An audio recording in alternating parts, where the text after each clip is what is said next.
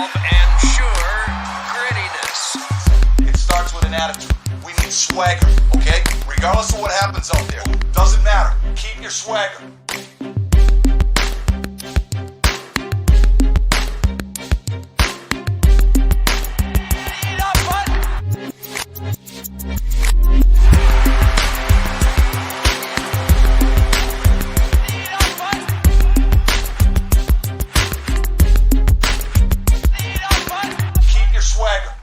Hey. This is Five-Hole Fantasy Hockey. I'm Zach. Today, with me, Mike Rogerson. Hey there.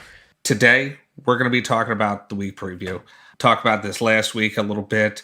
We're without TJ today. He's at training. Let's wish him luck. We love you, TJ. But we got hockey to talk about. First things first. You can find us at FHF Hockey on Twitter. Send us a twister and get a hold of us that way. But the Discord is the place to be. Raj, I think you would agree. Like, there are literally thousands of people in the Discord who want to talk about anything from what you had for dinner to what you think about Ilya Samsonov and him going down today. Raj, how was your day? I'm excited to be off work personally. It's the last day of my work week, so I have off tomorrow. And I'm going to watch football. Me too, but zero football. I don't give a shit about football. I do. I like me some Amerikanisches Fußball. Yeah, no. It's I'd rather watch that Home Shopping Network if I wanted to see that many ads.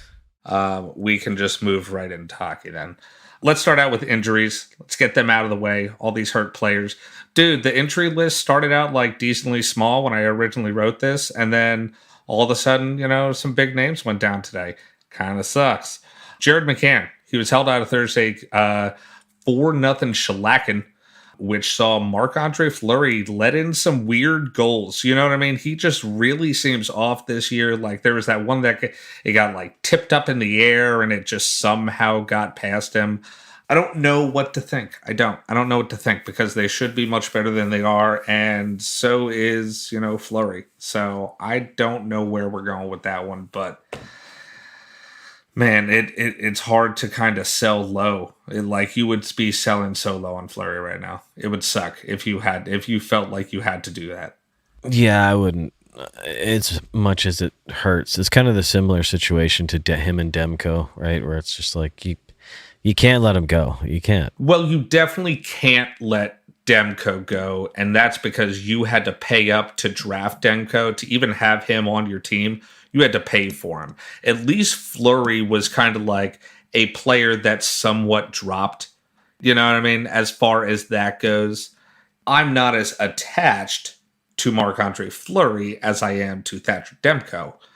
And I'm sure you would agree with that. Well, yeah, but I mean, I think it's just lucky that Fleury fell that far. He's equally as good, and Minnesota should be good. If anybody's dropping Marc-Andre Fleury, I think you're crazy. Agreed. Okay, well, you know what? Let's stick with some goalies. Let's knock these goalies out. Start off with them. Mackenzie Blackwood, he left the game for the Devils, which saw Vanacek take over in net. And that was actually the game that the Devils came back, scored 2 goals in 7 seconds. Big time win against the Oilers. Blackwood so far has an 880 and a 279. So I don't know that he's really going to be missed when you're looking at a Vitek Vanacek and Blackwood still has a good record, but that's also because the Devils are scoring more goals on average than he's letting in. That's because the Devils scored 3+ goals a game. He's letting in under 3 goals, so he's still winning games. Vitek Vanacek, though, 4-1 record. He has a 911 and a 206. That looks a lot sexier, doesn't it? Yeah, for sure, but I'm just waiting for the wheels to fall off of Jersey. They've been just playing way Dude, I like good. their offense. I like it, but it's not this good. It's not this good. Too good to be true. The Devils are sneaky deep, and if you don't think that, you're wrong. Call me in a month. I'm not saying they have a whole bunch of superstars, good, but I don't know. They got a bunch of good players, like good NHLers up and down that lineup that other teams don't have, that are so fucking top heavy where they have, a top line, one or two decent guys on the second line, and then a bunch of bullshit. So no, I do actually believe in the New Jersey Devils, and I fucking hate myself for saying that because I'm a Philly fan. I'm also a Toronto fan, and Ilya Samsonov left the game today with a knee injury. Shalgren took over and is actually winning. He's actually winning right now against the Bruins, or at least he was when I looked at it. They were winning 2-1, and he had stopped 7 shots thus far. That would be a big win, actually. I feel like that would be a big confidence booster for the rest of the team, Shalgren, and Toronto fans in general. They did get the win 2-1. So yeah, I believe it's still Samsonov's win, but Shalgren did get a few saves. I think he finished with 7. Yeah, that's right. Cool. Good for him then. No goals, 7 shots. That's good because he's lost his previous 3 starts for Toronto. So yeah, it happens. Dude, I'm actually really worried about that whole mishap.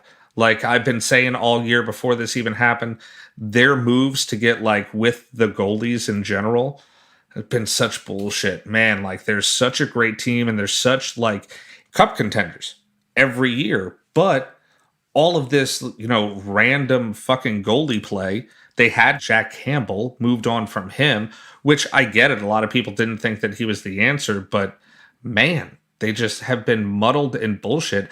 I miss Toronto Freddie. I miss Freddie Anderson, man. It's a problem with the D, really, I think. I don't know. I mean, even when they had Freddie, there's always been something missing there. Obviously, they got the offense, but there hasn't really been any goalie in a long time that's made a difference there. I'm just looking at the Leafs lineup right now. There are a few, 5 guys over a point per game right now, so they're still getting their offense. But yeah, it's just a matter of... I don't know. I don't know what they're going to do. Maybe this will be if they have to run a couple of games. Like Shalgren was supposed to play tomorrow. So maybe if they have to go a game or two with him, maybe that's kind of the jolt they need to buckle down and start playing some better all-around hockey because they need something. Okay, I'm going to read some names off for you. We're looking at, Jack Campbell, Michael Hutchinson. Remember that? David Riddick. Aaron Dell, he was on when he was there for a little bit. Joseph Woll, Benny Vevalainen, and then the muddled BS that they have going now. I haven't even gone that far back. Casimir Kaskasuo. That takes you back, doesn't it? It does. Seriously. This is, they need to get their shit together. I'm disgusted at the way that they put their goalies together. I don't like it. They're screwing up their chances to win a cup. All right, Moving on. Nick Paul, he left the game against the Canes with an undisclosed. Now, the Lightning did lose in a shutout, but Nick Paul has not been doing bad, dude. 3 goals, 4 assists in 11 games, add over a block per game, and just under 2 hits per game. He's a solid streamer whenever he's healthy. You know what I mean? I actually like the way that Nick Paul has been playing this year and really under the radar on a fantastic team like the Lightning. For sure, he's all around too, right? He's a bit of everything, like you're saying there. And Tampa Bay's Tampa Bay. They're obviously the best team in the last decade, and they always seem to find that guy, right? That's the one thing Tampa Bay's management has been super good at. They've had, obviously one of the best goalies, one of the best defensemen, and then one of the best top 3 forwards. But they always manage to find a Nick Paul. Or a Blake Coleman, that's always that second, third line guy. I don't know what it is, but it's Nick Paul right now. I like it. That's why I thought the Brandon Hagel trade was going to work out so well, because I thought that he was going to be that guy. All right, moving on. Your boy, Rasmus Dahlin, he's day-to-day. He didn't play today versus the Lightning, and I wonder if it was because he was in a fight in his last game versus the Canes. Wonder if that has anything to do with it. Man, he's still playing good. He had a great game late. He's just been stacking up these great games. At some point in time, you're going to have to pay the piper. Jakub Voracek, he did not play today. Upper body injury. And Dmitry Orlov, questionable to return. I don't believe he did, which sucks because I was going to be talking about him coming up here. I might still talk about him anyway. That is all for injuries. Oh, and Jake Gensel, he came back today. He did have an illness. He missed practice on Friday, but he came back, had a goal, an assist, 2 hits tonight. So he came back with a vengeance. What else do we got going on? Johnny Tays. Johnny Tays been doing fucking awesome. He has 5 goals and 2 assists in his last 7 games. And he's just like, it's just like a goal. Like, I don't understand. I mean, yeah, he's obviously an incredibly talented player historically, but I'm not too interested, especially given their schedule next week where they only play 2 games on heavy nights on Thursday and Saturday. he has a 33% shooting percentage. Yeah, that may come down. and get this. So not only does he have a 33% shooting percentage, but he's only taken 2 shots on goal per game. You know what I mean? At least if you're taking be like, this guy's taking 5 or 6 shots every game. Like, okay, at least, he has other chances to score, but not if he's scoring and still only shooting twice. Yeah, and I mean, he's not playing with Kane. Like, he's not playing alongside Kane, so I'm just good on him for doing well, but I'm not investing in his near future. Like I said, their schedule sucks next week. Probably the worst schedule in the league, so I'm not into it. All right, so Jeremy Swayman, he's been on the injury list, but it looks like he's going to be out for a couple of weeks. Allmark already is on a 6-game win streak. You know what? No, they would have lost today, and I believe Allmark played. Did he not? I mean, so he lost, but he had a 928. That'll go really well with a 929 save percentage, that he already has, and then a 217. I like Linus Allmark. Like, how can you not? But we'll see what's going to happen with Swayman being out. Is Linus Allmark really going to take the reins? I'm thinking maybe so. Tuesday Trends coming up. Hit us up with anything you got as far as hot and cold players. Feels like everyone is either really hot or really cold right now. And sure, I'd love to talk about Gabe Velarde more. Victor Olofsson. Okay, previous week standout performers. Who you got? You got quite a few. Yeah, well, there's a few, and a couple unexpected, and a couple that are sort of out of reach. But there's a couple that you're actually pick upable. One, I know you've got some comments on later, so I won't dive into it too much. But it's pretty much the Islanders. I talked about it on the weekend preview when you guys left me all alone. I was alone. I was all by myself. No one was looking. I was thinking of you. But the Islanders have been scoring. It's weird. I'm not sure when the last time was that we had talked about the Islanders as an offensive threat. But Brock Nelson, Anders Lee being the main ones, 59% and 47% owned. So they're available. Both of them 4 and 5 points last week, a couple power play points. So I really like the Islanders, as weird as that is. They got shut out. They got shut out by the Red Wings today, by the way. Yes, they did. Dominic Kubalik had 2 more points. He had a goal and an assist. I know he's top 20 right now. I'll just rip through a few because I did have a long list here. So Hampus Lindholm, even though he's 85% rostered, so you're probably not going to get him, but I'm just, he had a really good week, 6 points, 3 hits, 5 blocks in 2 games. I'm telling you, he is so happy to be out of Anaheim. Man. He is just thriving. He's thriving on a good team.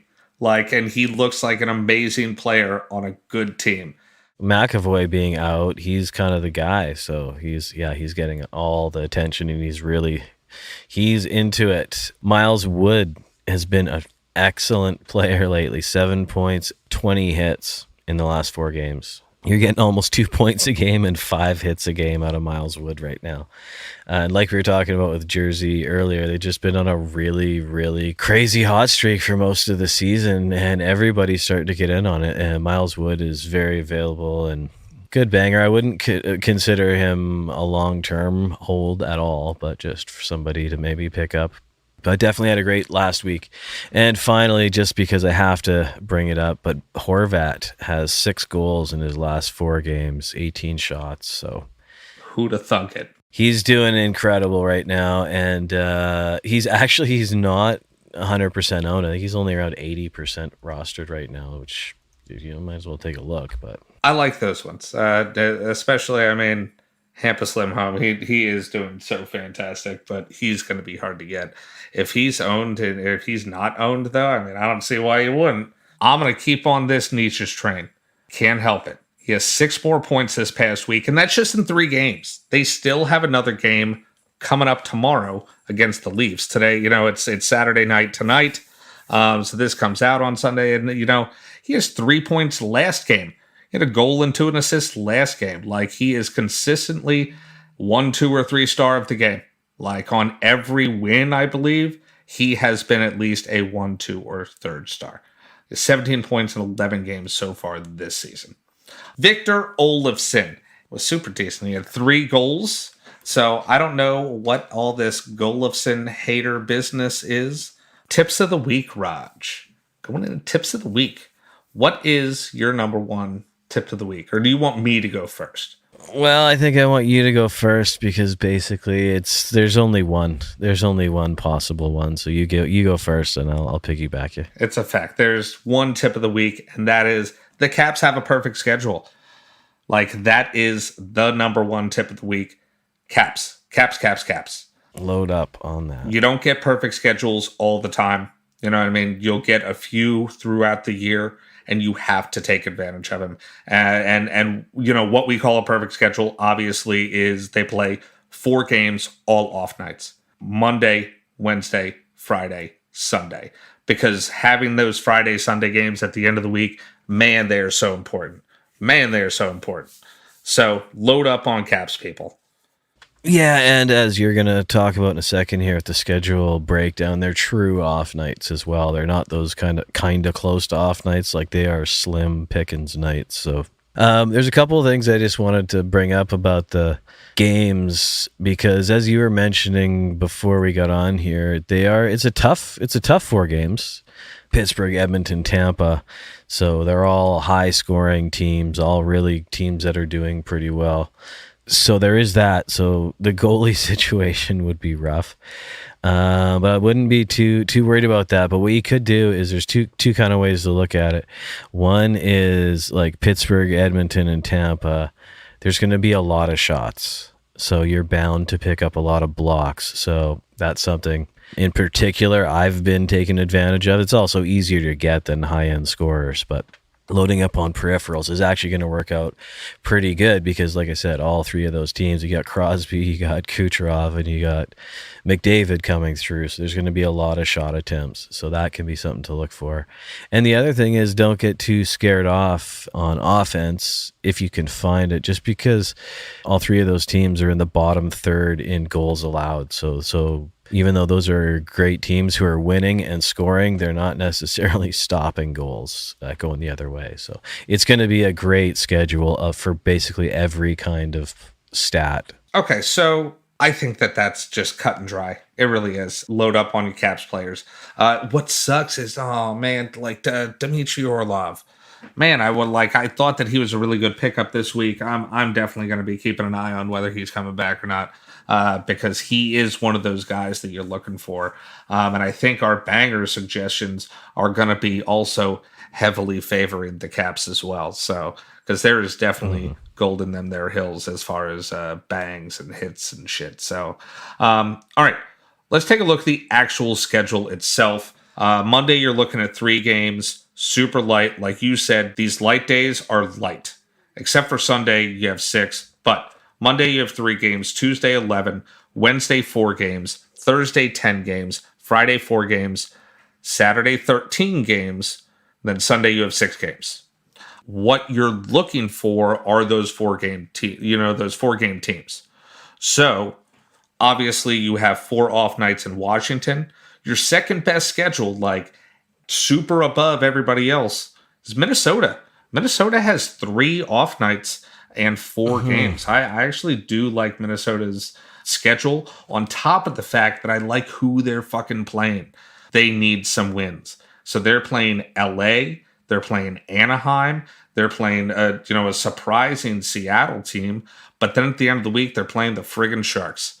Man, I like these games. Okay, so you also have 4 games, 2 off nights. You're looking at your Vancouver squad and Boston. Oddly enough, like there are players on Boston that are definitely pick upable that are scoring points and, getting hits and all sorts of stuff. So I actually always like Boston players.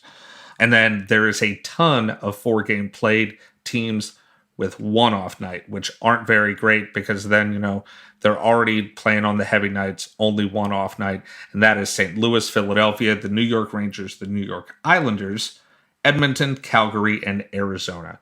And I'm not picking up anyone from Arizona anyway. Like we said, best schedule, Washington Capitals, easy, hands down. Next is the Wild. As far as bad schedules go, 2 games played, only have 2 games. Both of them are on heavy nights. You're looking at Chicago. They got a shit schedule. Colorado and Columbus, again, obviously are only playing 2 games. But that's because they're coming back from Finland. So, 2 weeks in a row, they got shitty weeks where they're only playing 2 days. That sucks. And then Anaheim and Florida have only 2 games, but at least one of their games is on an off night. Yes, sir. Yes, sir. Okay, so I want to take a look at. I always like this part of the end of the week where we talk about players that you're dropping or players that you're picking up or holding or etc. Why don't you start us off here? Who are you picking anyone up, holding, you dropping anyone? Well, I've said the same person probably every single episode so far, and it's still Travis Konechny. He's 59% rostered now, so still very, very good chance he's available in right around half of leagues.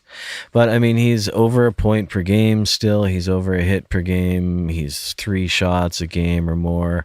He's leading the team in power play points. He's leading the team in penalty minutes. He's a block a game. He's playing over 20 minutes. Tortorella obviously loves him. He's basically his favorite player, like I predicted he would be. And it's just going off excellently, and the fantasy world is really slow to pick up on it. So, yeah, I'd say if he's still around in like I said, half of leagues right now, he's the 29th ranked player in fantasy right now. And he shoots. Yeah. He's at 3.3 shots a game. Yeah. Oddly enough, he only took 1 shot this past game against Ottawa. They won, though. He got an assist, but he only took 1 shot on goal. Usually, this man's out there, taking 4, 5, 6 shots on goal. I like it. Okay, I'm going to start out with a drop, and I think that this guy should have been dropped last week, and that is Bowen Byram. Bowen Byram is 81% owned. 81% owned. He has 1 assist in his last 5 games. Now, that 1 assist 5 games ago was on the power play. But he's only given you just a little over a hit per game and well under a block per game. He's not doing the extras. He's hardly getting any points. I'm definitely losing faith here. He only has 2 games this week. He had 2 games last week. This is drop time. He is way too highly owned. Oh, agreed. Yeah, agreed. And the whole thing is, it's like the depth chart, man. There's just no need for him, no room for him. He's the 3rd or 4th best defenseman on that team. Yeah. That's hard to justify 81%. Okay, my ad is Vitek Vanacek. With Blackwood being out for a while, I'm looking to take advantage. New Jersey is scoring 3.64 goals per game. They are top 5. They are tied for 5th. Like I said earlier, he has a 9-11 so far this year, 2.06 goals against. Yeah, I like it. I don't know why people aren't picking him up more. He's just over 50% owned. I think he is my long-term hold. Because number one, he's better than Blackwood anyway. I'm trying to love again. I'm ready. Yeah, we'll see. Like I said earlier, I fully expect the wheels to fall off there, but you might as well take it while it's happening. Okay, let's move in to some of the most fun parts. Streamer suggestions. Yay. Streamers. I love doing streamers. They're the best part of fantasy hockey. It's just a mix of TJ's numbers and my, hey, I think this guy's going to fucking score today. I love just sifting through players and thinking, yeah, I think this guy got it today. Let's go back to back on this one. So you throw one out, I'll go next. Well, I just made a change to my number one as I was looking through some numbers here, and this is fully 100% me eating crow. To you specifically is Kuzmenko. A couple weeks ago, about a week in, we were talking about him as being a letdown and a drop after a strong preseason. He had a really weak start, and I said I'm dropping him for good and he won't come back, and you actually said nah, he'll be valuable again, and he is. He 100% is right now. He had a really good game last game. Like, really good. Yeah, he had a hat trick. 2 goals or something? No, he had a hat trick. Oh, shit. I thought he had 2 goals. Yeah, he's got 6 goals in his last 5 games and a bunch of assists in there too. So he's at a point per game on the season, but all of those points are in the last 5 games, basically. So he's really good. He gets 0. He literally has 0 hits, so don't worry about that. But 3 shots a game. Like you brought up already, the Canucks do have 4 games this week and a reasonable schedule. So I'm bringing back Kuzmenko, 30% rostered. Still low. So he is quite possibly there, like probably. So go for Kuzmenko. So I have mine in no particular order, but I'm going to start off with Connor Sheary here. Only 7% owned. I know it might be like a stretch. I know people might think it's a stretch because it seems like sometimes he is just allergic to points. And he only has 2 assists in his last 4 games. Doesn't shoot a lot, but I'm just saying they have a great schedule, and I feel like Connor Sheary is going to get points. As somebody who is viably on the top line there, I'm looking at Connor Sheary. I think that he's a good pickup for only 7%. I mean, I think you're getting a good possibility of getting something out of it in 4 games and all on these off nights. It's worth it to me. Absolutely, and he does a little bit of hitting too. Like he'll get you a hit and a block a game roughly. So I'm on board for Sheary, and I mean left wing, right wing is always helpful. I've picked him up a couple of times for this week. I was lucky enough in a couple of leagues to already make my pickups for next week, so I have Sheary right now in one particular league. I like him. I think being on a line with Ovechkin, you're bound to stumble into an assist or 2 over the weekend, so I'm into that one as well. I would have had him on my list if you didn't, but since I didn't, I do have Dylan Strome as my next one. Playing on the second line, but he is centering the power play, and that's kind of the magic spot. Is he's setting up Ovechkin. He's got 5 power play points. Ovechkin's got 5 power play points. He's centering, and we all know how Washington's power play has worked for the last almost 2 decades at this point, and now Dylan Strome's the lucky one getting to shift it over to Ovi. So I like that. He's 25% rostered. He's got the center right wing availability, so that's very helpful, not being just a C. And actually this week, if it's Washington, it almost doesn't really matter about dual eligibility because it's all off nights, so you're not going to be struggling to roster guys. But I do like Dylan Strome. We've talked every other sentence about Washington's schedule being so good, but Strome has 9 points in 12 games. And like I said, a bunch on the power play, so I'm getting him as much as possible. Next seed. Now I had to scramble. I had to scramble here and find another player because I had Dmitry Orlov here. If he is coming back, I would have Dmitry Orlov as my pick. He's 48% owned. Just in case, I'm going to throw out a secondary name. It's a guy that we talked a little bit about earlier, but that's Brandon Hagel. Brandon Hagel is, scoring points very well right now. He is playing a part. I don't know. It's something like 4 or 5 points in his last 5 or 6, something like that. It's not too shabby. I do like me some Hagel. I think that he can be that guy that we were talking about earlier, just that extra guy on a team with a bunch of fucking superstars that is still going to, kind of like an Andres Palat. Like Andres Palat was that role, that specific role that I'm talking about last year.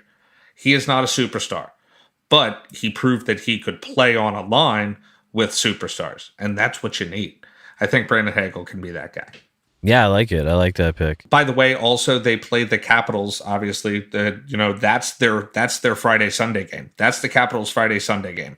Is a home and home against the Capitals. Yeah, like that's high event hockey, so there's going to be hits and points going both ways, I'm sure. So, yeah, I like it. Now, my last pick is a two-parter that I've already brought up, and I know you like these guys a lot as well.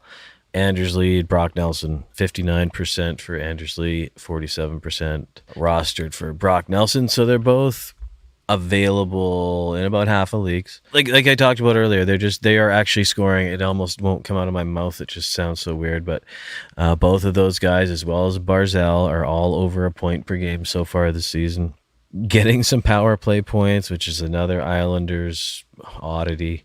The Islanders are still rolling their lines, so their minutes are pretty low for guys like this. I mean, 16, 17, 18 minutes for those three guys. But they're putting up numbers. Anders Lee has the added bonus of like 19 hits, so he is also a banger. Also with the Pims, so he's probably my favorite of the bunch.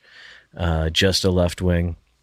Brock Nelson, center. Their schedule's decent. It's not the best of schedules. They have the nice Monday, which is good, the Monday off night. And then they play Rangers the next day on Tuesday. But then they also have Arizona and Columbus. And Columbus has been really struggling. So a lot of chance to get some points against Coyotes and Columbus. And then it also means you can have these guys for that 4 games, including the off night, and then potentially drop them and get a 5th game by picking somebody else up for Sunday. So, yeah, I like those Islanders players for that.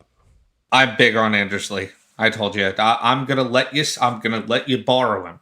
All right, I'm gonna let you borrow him because he's my guy, and I want to bet at some point in time. But you can borrow him this. You can borrow him this week. My last guy is a guy that I brought up before. That we brought up. I mean, tons of times, I guess, probably before. But Joel Eriksson Ek. Great schedule this week. 4 games, 3 off nights, second best schedule of the week. You got to look Joel Eriksson Ek here. He's 55% owned, has taken a full minute up, in time on ice this year, and he's taken advantage of it. He has 9 points in 11 games, playing fantastic this year. I think Joel Eriksson Ek is going to do big things this week. I don't see why not. 4 goals, 5 assists so far. Yep. And on a team that's been playing horrible, he is only -1. Kaprizov is -5. I know plus and minus doesn't matter to anybody else. It'll keep you on the ice. Well, absolutely. Your coach is going to like that plus minus, so I like him. And he takes a ton of shots, almost 4 shots a game. He takes a lot of shots. He takes quite a few face-offs too, if that matters in your league. So I'm on board with that one, man. 100%. He'll get some hits. He's a good fantasy pickup all around. I think in most leagues at this point. So 4 shots a game is huge, just huge. Absolutely. All right, let's throw some banger suggestions. I'm taking, like I said earlier, it's gonna be Caps heavy. Taking Garnett Hathaway. Good choice. Garnett Hathaway does a little bit of everything, man. I always like him, and he is great for bangs. Yeah, he does a little bit of everything, but he does a lot of one thing. That's what we're talking about here. He's got 43 hits in 12 games. So good choice. 12 blocks. He had 8 hits against Vegas. 8 hits and a block. In one game. And also, same amount of hits, exactly. Marty Fevs. Same amount of hits, basically same amount of blocks, basically the same amount of points. So their stats are really similar. Kind of comes down to if you need, or if you have space for a D or a right winger, or if you can. I mean, those are 2 good ones. Those I'm happy. I'm happy with those banger suggestions. I think they're perfect banger suggestions because Absolutely. I can guarantee you they're both going to get. They are. Like 100%, they're both going to get hits, and they're both available. So, like, if you need hits this week, you can get them on these off nights. I think it's a good idea. Okay, so let's look at some goalie streams this week. A couple of goalie streams, go through the days.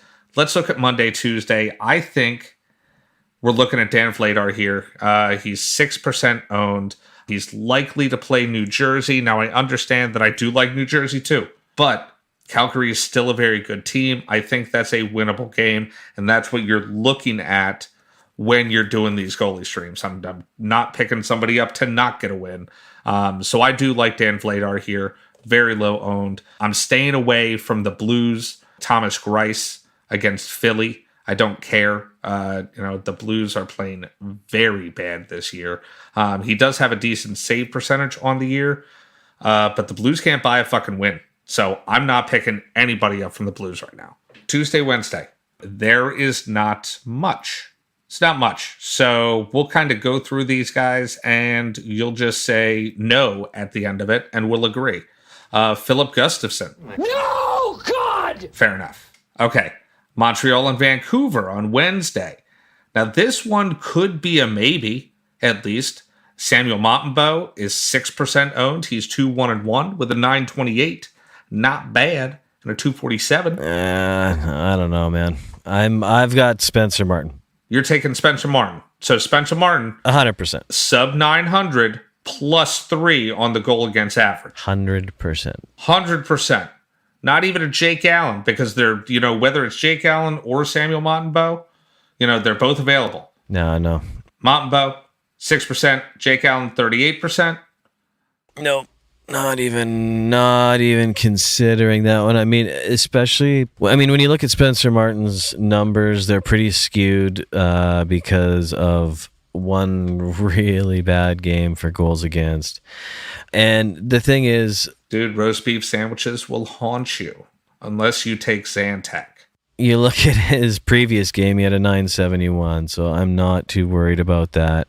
Probably going to get the Montreal game. Montreal's weak. And the thing about the Montreal goalies, if there's one thing that Vancouver has going for them, it's offense. If Vancouver gets the win, or the loss, either way, it's probably going to be something like a 6-4, 6-5 kind of game. So I'm going Spencer Martin for the win. And the other reason I'm going Spencer Martin is because he's got another one later in the week. So that kind of puts him over the top for me because, like you said, Vancouver does have the 2 back-to-backs next week. Mm-hmm. So I'd rather go with him, and I'm sure he's going to get 1 win, maybe 2. So, yeah, I'm going that way with it. Big surprise to everyone, I'm sure. Okay, so next up, I think the next one I want to take a look at is the Hurricanes. Wednesday and Thursday back-to-back. They're at the Panthers, and then they're back at home against the Oilers. I like Antii Raanta here. I will always say Antii Raanta. If the Canes are playing Antii Raanta, and they're playing anybody, the Canes can beat anybody. They legit can beat any team. Antii Raanta is a very good backup. He's a very good goalie in general, and the Canes are a very good team. So, an Antii Raanta that is sub 50% owned at 40%, I'm always going to like and will continue to say so. Thursday, Friday, I got nobody. Here. There ain't nobody for Thursday, Friday. The only back-to-back that you're looking at is the Sharks. The Sharks, they're facing the Blues and they're facing the Dallas Stars.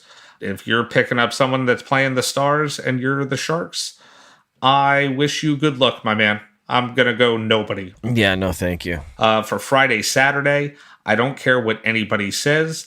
I am not going to say Casey DeSmith. He is awful. They could be a possibility. If you want to pick up Casey DeSmith, do it and let me know how that goes for you. Please do. Did you know that the Penguins have 5 losses so far this year? Did you also know that Casey DeSmith is 0-3-1? In the 4 games that he started? Yeah. He's a big part of most of their losses so far this season. Yeah, there is a common denominator there to their shittiness, right? Once you find that exponent, he's the fucking X. He sure is. That's not surprising to any of us, and especially you. I don't think there's almost any situation where I'm going to find myself picking up DeSmith. I'd rather lose the week than find myself with him on my roster. You're basically going to lose the week anyways. But, yeah, not into it. Definitely not into it. Is there anybody else that you like for any of those days? Oh, dude, Sunday is that day that you might be really trying to, get lucky and find somebody. I think I found one for you. Hi, I'm TTK. I saved the world! Keith Kincaid. If Jeremy Swayman's going to be out, Keith Kincaid is going to be playing. It's 1% owned. Boston is an incredibly good team this year. I would take any goalie that's playing for them. Unfortunately, they're playing your Vancouver Canucks. Do you think that Keith Kincaid can beat your Canucks? Because I'm not going to lie, Raj. I do.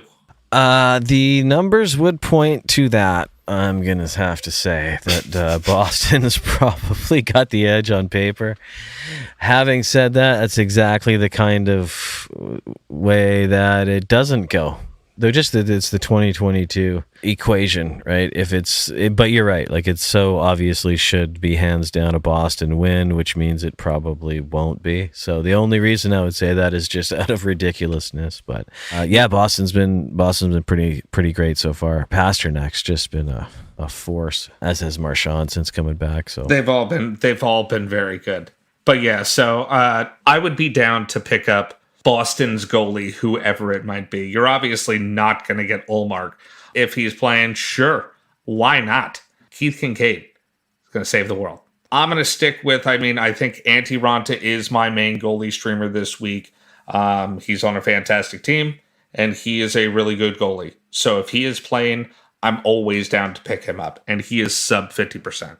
Yeah, well, we've already talked about mine as well, and I'd go Spencer Martin. He's got 2 back-to-backs. He's basically 0% rostered. So he's going to get you, twice as many saves in one pickup. Good chance they're going to win one of the 2 games. So he's going to get you volume, and either way, in one pickup, you're going to get 2 chances at it. So I like that. All right, Raj, this is where we got to earn this $0 paycheck. We got to put our money where our mouth is. Streamer picks of the week. Like I said, I'm happy about my last 2. I had Dawson Mercer 2 weeks ago. He ended up having a great week. And I had Victor Olofsson. He had 3 goals. I'm happy about that. We've been doing pretty good with these streamer picks of the week. I say we keep it going. I'm taking Joel Eriksson Ek here. It's only 55% owned, like I said, and he has been on a tear. He has been on a tear. He is going to continue to be on a tear. He has a fantastic schedule this week. Not only does he play crappy teams, but they are on off nights. I am in for all of this. I am in for Jeek. Yeah, I like it 100% on board with that. And I'm going to go with Strome on Washington.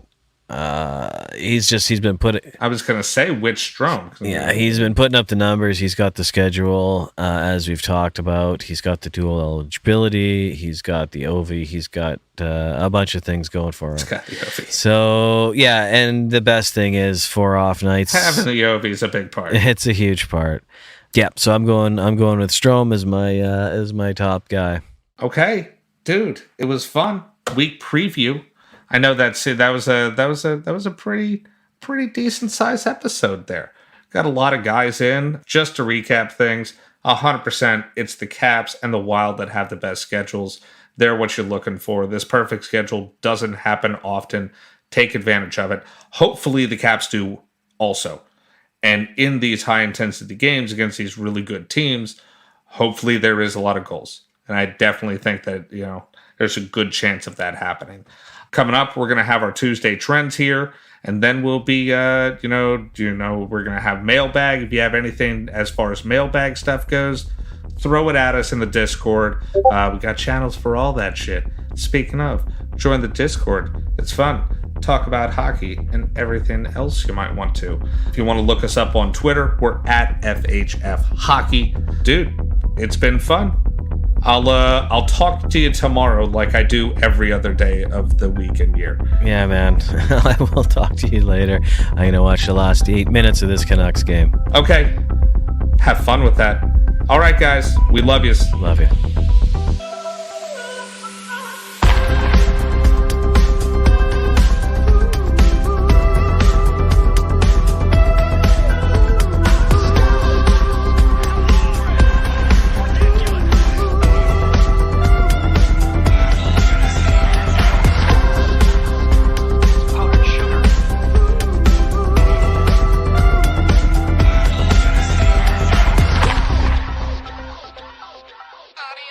Nuggets.